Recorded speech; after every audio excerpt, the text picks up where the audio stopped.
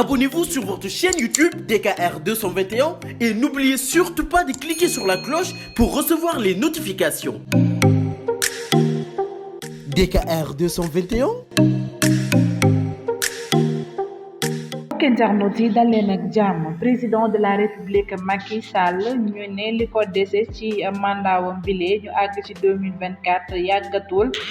daanaka waaye nag de mel na ni nag déclaration yi nga xam ne moom la mujj daal di def nag la muy renseigné mooy ne Macky noppeegul sax ngi daal di wàcc pouvoir bi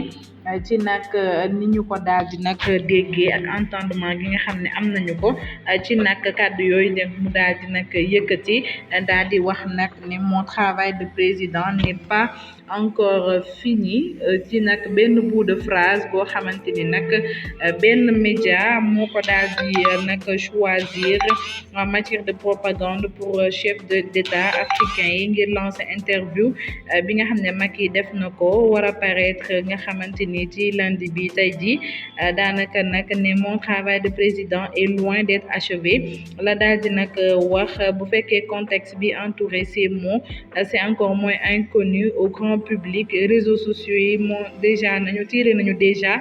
seen conclusion Macky Sall dafa bëgg briguer les suffrages des Sénégalais en 2024 mais ñu wax ne dernière sortie yu président Macky Sall ci question bu troisième mandat bi daanaka nag nekkut pour décourager ñi nga xam dañ koy accuser de vouloir forcer le verrou de la constitution 1er janvier 2020 ci benn grand entretien bi mu accordé woon à la presse sénégalaise mu daal di opposé woon son ni oui ni non à la question mooy du ma wax ci troisième mandat bi à la raison est simple bu ma ci waxee ne nag du ma nekk candidat ñi nekk ak man dootuñu liggéey ils vont essayer de voir comment naka la ñuy def ngir succéder ma bu fekkee dama wax ne candidat la itam polémique bi dafay gën a bëri davantage et itam du mës a daal di nag jeex récemment le 5 mai ba muy recevoir des jeunes leaders africains au palais ci benn dîner moom Macky Sall dem ba sori ne nag sori sax li nga xamante ni mooy troisième candidature moom mi daal di nag wax clairement exprimer volonté ci nag finir ak limitation des mandats en Afrique puisque nag dañu bëgg plus de démocratie en Afrique nous disons dañu war a limiter les mandats soit mais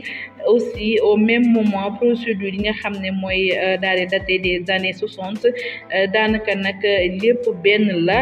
yooyu yëpp day daal di conditionné le décaissement quand est-ce que yooyu les régimes mis en place dañuy daal di am bilan xamuñu ko donc tous les 5 ans dañuy daal di virer des régimes ça va être un éternel recommencement contraire ci idée de développement bi nga xam ne moom la ñu daal di nag mës a am ñu rappeler que Macky Sall itam moom moo bindoo noir sur blanc ci livre bi le Sénégal au cœur bi ñu daal di paraîtroon daanaka nag avant la présidentielle bu 2019 que mandat ba muy briguer bi à l'époque moo nekkoon son second et dernier mandat auparavant aussi bien que moom que ancien ministre de la justice itam nekk constitutionnaliste di Ismaïla Madior Fall dafa waxoon clairement expliquer itam nag il était impossible pour actuel président Macky Sall mu représenté wu en 2024 plus clairement article 27 bu constitution bi la muy wax mooy ne durée mandat bu président de la République est de 5 ans mandat bi dañ ko war a renouveler une seule fois nul ne peut exercer plus de 2 mandats consécutifs boobu de disposition mënuñu ko réviser que par une loi référendaire ou constitutionnelle en 2024 Macky Sall dafa war a jeexal son deuxième mandat ci nag boppu Sénégal gile waaye nag moom ami daanaka nag dafa war a daal di briguer suffrage yu sénégalais yi pour achever le travail qui dit avoir commencé mais nag après ba mu daal di quitter pouvoir bi en 2024 amul benn loi bu koy permettre mu représenter wu pour la prochaine élection présidentielle bu dëkk bi mais attendons de connaître contexte bi nga xamante ni mooy entouré li nga xam ne moom la ñuy daal di nag duppee cette phrase de Macky Sall embrasser déjà la toile ñëpp gis ne kon dafay wane ni waajur bay pare ëpp ak ñi naan péppe kale reefaan pépp dama koy dagg foofu ak DKR 221 ku bëgg am lu leer ak yu bees takk aboneel ci DKR 221 ma fekk la faak 221 dooleel la ko ci dama ne sama gaay yaa xam koor gi tabaski bi